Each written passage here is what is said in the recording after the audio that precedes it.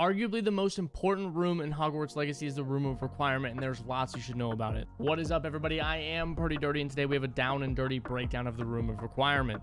Now, this room has so much going on at first glance, so we're going to dive into the most important bits. Before we do, I want to say a huge thank you to everyone that watched my last video. It was the first video I've ever made that got over 1,000 views. So thank you again, and welcome in all new subscribers to the Dirty Fam. Up first are the Vivariums. In the most recent playtest, we got a pretty deep dive into the Vivarium and how it works. I know tons of players are going to spend hours here bonding with beasts that you rescue out in the world and customizing it with all the different conjurations that you can find and learn. It appears there's going to be at least 3 Vivariums. We only have footage of the center Vivarium on the first floor, but I think it's safe to assume the other 2 Vivariums will work the same way, providing a somewhat natural habitat for your tamed beasts to live in. While poachers would kill these beasts for their materials, they would happily surrender them to someone they trust. Build your relationships with them by feeding, petting, and playing with them. Once your little beasts feel at home and safe, they will start providing you with these ingredients to then use for potions, plants, gear upgrades, etc. There are some utilities within the Vivarium to increase production of these materials, such as beast feeders that will keep your beasts fed while you're gone. Now, something we did see in the most recent showcase was a breeding pen. The description is pretty simple. It reads, the breeding pen can be used to breed 2 beasts and produce offspring. Now, I doubt there's going to be crossbreeding, but it is possible. It could simply just mean that you're going to have multiple of the same type of beasts to increase the amount of materials that you receive, or if we can crossbreed, maybe the beast can give you multiple types of resources.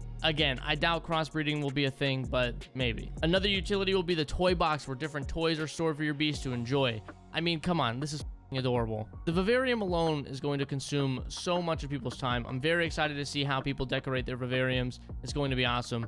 Leave a comment about which beast you're most excited to tame down below. Stepping back into the Room of Requirement, we're going to talk about the loom and the gear identifier. Now, when interacting with the loom, we see this. Now, here's where those materials that we just talked about are going to come into play when upgrading or adding traits to your gear. We saw these 2 icons appear during the second showcase while the flying mechanics were being demonstrated for us. The beast ends is where you're going to be rescuing and taming beasts from poachers, and the bandit camps will give you new trait recipes, which we'll discuss here in a second. First, we're going to take a look at the gear upgrades for a little bit. Now, all the gear we see has a sort of color, which obviously we're going to associate with the rarity and the power level of that gear. Now, all the gear is going to have a offense and defense stat. Now, I'll be honest, I was hoping it would be more in-depth than this, but simplicity isn't always a bad thing. This gear appears to be a level 1 with the 3 notches here, meaning we can upgrade or level up this piece 3 times, increasing its stats. Looking at traits, we can see this gear has a trait level 3 slot. When a trait is being put on these gloves with a level 1 trait slot, we see a list of traits pop up with the Roman numeral 1 at the end.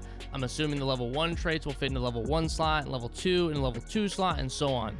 This obviously tells us that the higher level traits are going to give you better bonuses. While we don't see an absolute numeric value of what the boosts are, I'm sure we'll eventually find out. Of course, to apply these traits, you will need resources, so take care of your pets and be on the lookout for them out in the world as well. Next, I just want to talk about the gear identifier.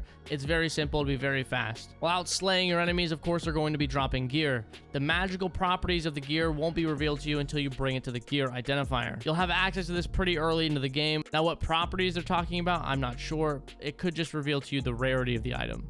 The last thing I'd really like to talk about is the potions and plants. I'm going to mush these 2 together because they're generally the same mechanics in terms of crafting. The potion station is where you're going to craft potions to assist you in combat. The confirmed potions we have so far are the Polyjuice potion to change your appearance, Invisibility potion to make you invisible, the Wiggenweld will be your basic healing potion, the Felix Felicis to increase your luck. I'm not too sure where luck falls into this.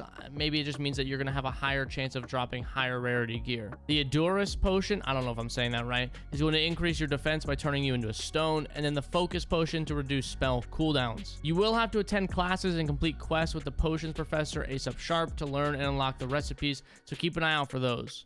We've seen a handful of the plants being demonstrated to us as well. We've seen the combat plants such as Chinese chopping cabbage, the venomous tentacula, and mandrakes. Obviously, again, you're going to have to attend class and complete quests with the herbology professor Mirabelle Garlic to get access to more plants and become the super herbologist. Now, the Room of Requirement contains so much, and it's going to be very important to everyone. I'm sure we're going to be learning even more about this room and the game in general as we get closer to launch. If you haven't pre-ordered yet and you're interested, check out my last video. I go over all the details of pre-ordering. But I hope you enjoyed this one. Don't forget to like and subscribe, and I'll see you in the next one.